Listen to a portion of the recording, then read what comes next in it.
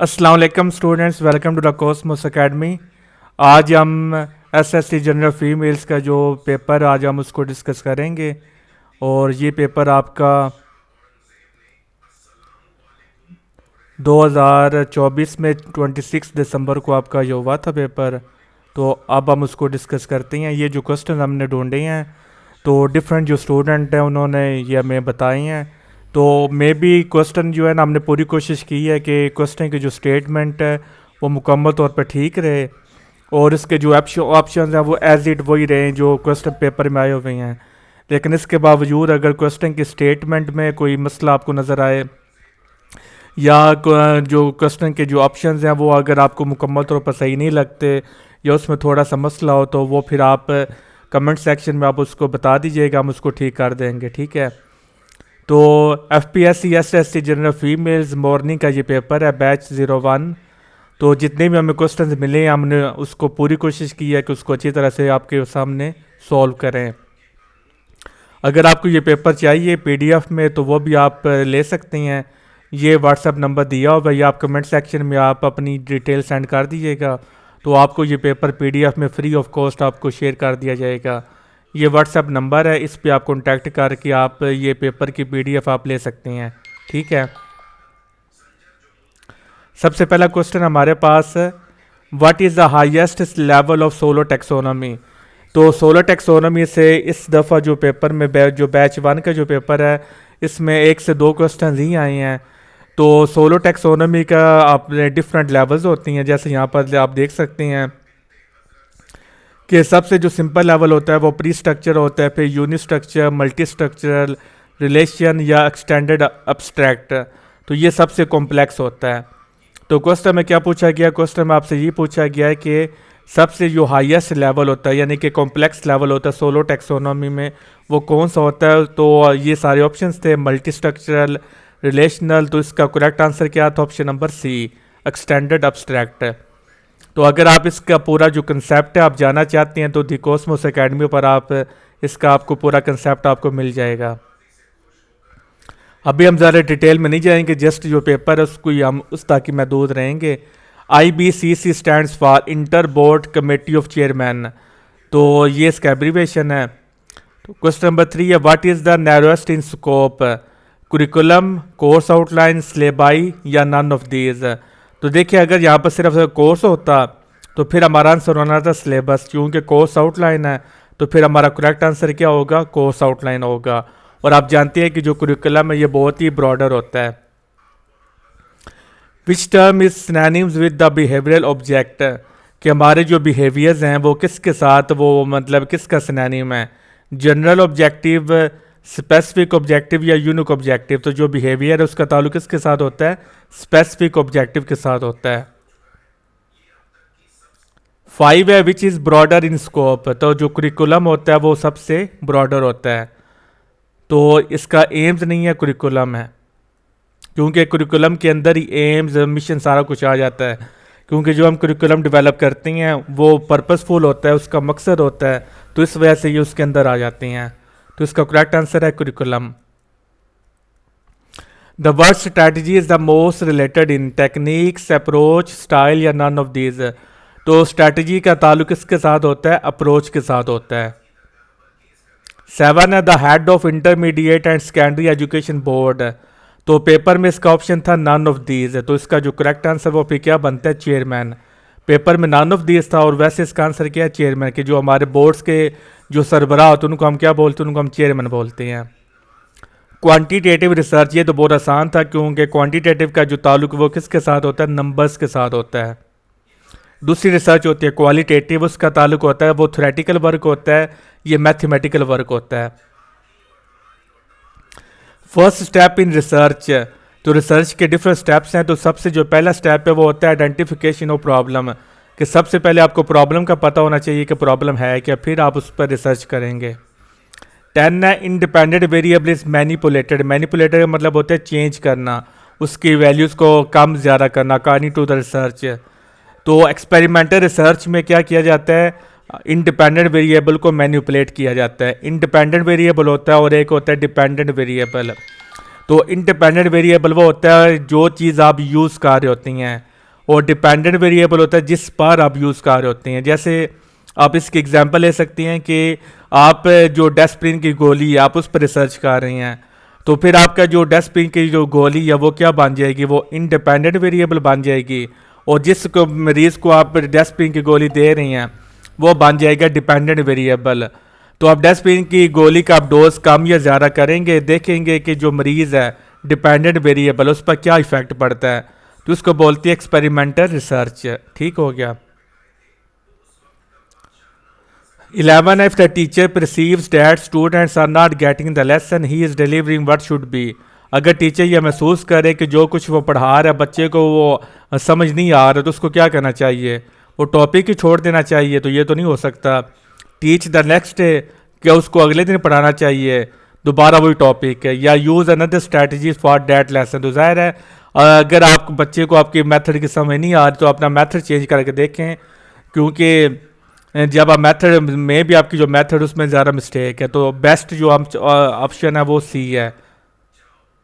12 है सादियाज parents visit her college, जो सादिया के वालदैन है वो कॉलेज विजिट करती हैं, और उसके जो FSC जो टीचर उनसे पूछती हैं कि अब हमारी बच्ची ने यूनिवर्सिटी में एडमिशन लेना है तो उसको कौन से सब्जेक्ट उसको चूज़ करने चाहिए।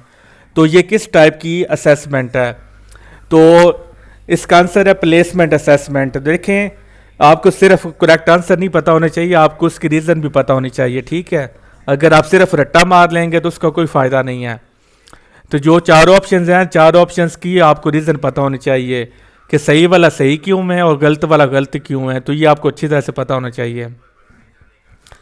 फॉर्मेटिव असेसमेंट क्या होता है? जो हमारी जो इंस्ट्रक्शंस के दौरान जो असेसमेंट होती है वो होती है फॉर्मेटिव, यानी कि आप टॉपिक पढ़ा रहे हैं तो टॉपिक पढ़ाने के दौरान आप कोई भी वो बच्चे से आप वो सवाल पूछ लेते हैं तो वो फॉर्मेटिव असेसमेंट में आ जाता है। समेटिव असेसमेंट में क्या होता है? जो आपके जो एनुअल एग्जाम्स होती हैं, जो आपके फाइनल टर्म्स होती हैं, मिड टर्म्स होती हैं, वो आपके क्या आ जाते हैं, वो आपके समेटिव असेसमेंट में आ जाती हैं। तो इसका भी करेक्ट आंसर क्या बनता है? प्लेसमेंट। प्लेस का मतलब होता है जगह, कि यहाँ पर आप क्या पूछ रहे हैं, आप ये पूछ रहे हैं कि आपका जो बच्चा है वो यूनिवर्सिटी में क्या फिट बैठता है, कि उसको मतलब है वो साइंस में जाना चाहिए, उसको फिजिक्स में जाना चाहिए, केमिस्ट्री में जाना, क्या करना चाहिए। तो यहाँ पर आप उसकी जगह पूछ रहे हैं कि हमारा बच्चा कहाँ पर फिट होता है, तो वो फिर इसका करेक्ट आंसर क्या बनता है? प्लेसमेंट, क्योंकि इसका नाम से ज़ाहिर जगह। तो यहाँ पर भी आप क्या पूछ रहे हैं कि हमारा बच्चा किस जगह पर सही फिट बैठता है, तो फिर करेक्ट आंसर क्या हुआ? Placement. 13 in the 18th amendment in which year was the responsibility for the textbook development shifted from the federal to provincial? कि पहले ये फेडरल की जिम्मेदारी होती थी, तो 18वीं तरमीम के बाद ये जिम्मेदारी शिफ्ट होगी सूबों को। तो क्योंकि अब जो जिम्मेदारी है ना तालीम की, ये सूबों की जिम्मेदारी है, ये फेडरल गवर्नमेंट की जिम्मेदारी नहीं है। तो यानी कि अगर आप बोलें कि जो तालीम है आपको, ये शहबाज शरीफ की जिम्मेदारी नहीं है बल्कि मरीम नवाज़ की है, और जो खैबर पख्तूनख्वा में है वहाँ पर अली अमीन गंडापुर की जिम्मेदारी है, और जो सिंध है वहाँ पर मुराद अली शाह की जिम्मेदारी है। तो जो बलूचिस्तान वाले वहाँ पर सरफराज बुगटी की जिम्मेदारी है। तो ये प्रोविंशियल सतह पर इसके अब वो शिफ्ट कर दिया गया। कब किया गया? 18वीं तरमीम में। यह भी आपसे सवाल पूछा जा सकता है, पेपर में आया हुआ है कि जो तालीम हासिल करने की जो अब सूबाई जिम्मेदारी वो किस वजह से हुई, वो 18वीं तरमीम की वजह से हुई। यानी कि एक क्वेश्चन से बहुत सारे क्वेश्चन बनाए जा सकते हैं। तो आपने डिफरेंट एंगल से आप क्वेश्चन को याद करना। जब आपका फ्यूचर में नेक्स्ट टाइम आपका जो पेपर होगा उसके रिलेटेड आपने सिर्फ क्वेश्चन को रट्टा आप नहीं मारना, बल्कि डीपली इनको एनालिसिस करना है। ठीक है, तो 2010 में ये 18वीं तरमीम हुई थी। 14 है which taxonomy is refer to as depth of knowledge. ये पहली दफ़ा आया था, तो इसका आंसर है Webb's knowledge. Depth of knowledge के किसने पेश की थी? वेब्स ने। तो इंशाल्लाह ताला दी कॉस्मोस अकेडमी पर इस पर वो लेक्चर अब आपको मिलेंगे, क्योंकि एक दफ़ा जब आपको क्वेश्चन आ जाता है ना पेपर में, तो पॉसिबिलिटी ये होती है कि अब जो पेपर लेने वाला अब उसका माइंड चेंज हो रहा है। तो इंशाल्लाह ताला मे भी फ्यूचर में वो डेप्थ ऑफ नॉलेज से रिलेटेड वो आपसे क्वेश्चन पूछे। तो इसलिए हमें फिर उन एरियाज़ को, जो चेंजिंग एरियाज़ होते हैं, क्राइटेरियाज़ होती हैं, उनके मुताबिक अभी तैयारी को भी बदलना पड़ता है। Who propose the cone of experiences? John Dewey, Edgar, Dale, B F Skinner या नॉन? इसका आंसर है ऑप्शन नंबर बी। इन्होंने कौन ऑफ एक्सपीरियंसेस को प्रपोज किया था लर्निंग के लिए। तो what is learning? Temporary change, permanent change, knowledge. तो देखिए लर्निंग का मतलब सिर्फ ये नहीं होता कि आपने फिजिक्स पढ़ ली, मैथ पढ़ ली, इंग्लिश पढ़ ली। लर्निंग का मतलब होता है इल्म हासिल करना। तो जब आप इल्म हासिल करते हैं, इखलाकियात, इल्म में सारा कुछ आ जाता है। आपकी वो बुक्स भी आ जाती हैं, आपके जो करिकुलम है वो भी आ जाता है, और आपकी इखलाकियात भी आ जाती हैं, अच्छी बातें आ जाती हैं। तो वो लर्निंग जब आप करते हैं तो फिर आपके अंदर चेंज आ जाता है, और वो चेंज क्या होता है? वो परमानेंट चेंज होता है, क्योंकि तालीम आपकी जो सोच है उसको बदलती है। तालीम आपकी पर्सनैलिटी में, आपकी शख्सियत में चेंज लाती है। 17 है, in the government of which prime minister was a single national curriculum introduced. तो सिंगल नेशनल करिकुलम का मतलब क्या है कि पूरे पाकिस्तान में इनकी ख्वाहिश थी कि जिस तरह आप जानते हैं ना, मदरसों की तालीम में वहाँ पर कुछ और सिलेबस पढ़ाया जाता है, जो गवर्नमेंट स्कूल्स हैं वहाँ पर कोई और सिलेबस पढ़ाया जाता है, जो मिडल प्राइवेट स्कूल्स हैं, मतलब जो मिडिल क्लास जो प्राइवेट स्कूल हैं, जो बहुत ज़्यादा अमीर नहीं है, बहुत ज़्यादा गरीब नहीं, वहाँ पर कुछ और पढ़ाया जाता है। जो लोअर मिडिल क्लास के जो प्राइवेट स्कूल्स हैं वहाँ पर और सिलेबस है। जो अपर लेवल के मिडिल क्लास के जो स्कूल्स हैं प्राइवेट, वहाँ पर और सिलेबस पढ़ाया जाता है। जो VIP जो स्कूल्स होते हैं एडवांस लेवल के बड़े अमीरों वाले, वहाँ पर और सिलेबस पढ़ाया जाता है। तो इसलिए इमरान खान ने ये कोशिश की थी कि पूरे पाकिस्तान में एक ही कुरिकुलम पढ़ाया जाए, ताकि जो चाहे वो टाट पर चटाई पर बैठने वाला बच्चा हो या AC के अंदर बैठने वाला बच्चा हो, दोनों सेम चीज़ें पढ़ रहे हों। तो सोच तो इनके बहुत अच्छी थी, लेकिन ये पूरी तरह जिस तरह इम्प्लीमेंट होना चाहिए था वो नहीं हो सका। तो ये इमरान खान ने इसको पेश किया था। What is the current literacy rate in Pakistan? तो मौजूदा में करंट लिटरेसी रेट कितना है? 62%। अब इसका मतलब ये नहीं है कि जी हमारे 62% लोग पढ़े लिखे हैं। लिटरेसी में वो भी लोग इंक्लूड किए जाते हैं जो सिर्फ पढ़ना लिखना जानती हैं। बेसिक जो नॉलेज होता है ना, वो थोड़ा बहुत पढ़ लिया, थोड़ा बहुत लिख लिया। जिस तरह आप जानते हैं कि दुकानों में हिसाब किताब खाते वाला वो जो होती हैं, आप नाम लिख लेती हैं, उनको थोड़ी बहुत मैथ आ जाती है, तो वो भी इसमें इंक्लूड किए जाते हैं। तो आपने ये देख कर खुश नहीं होना था, पाकिस्तान में 62% लिटरेसी रेट है। जैनवन अगर देखा जाए तो उसका बहुत बुरा हाल है, ठीक है। तो वैसे इसका आंसर है 62%। 19 है, विच style of leadership is best for schools?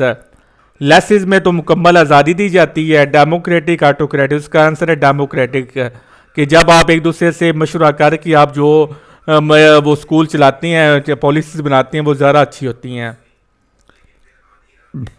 और 20 है, after secondary level which level of education is followed in Pakistan?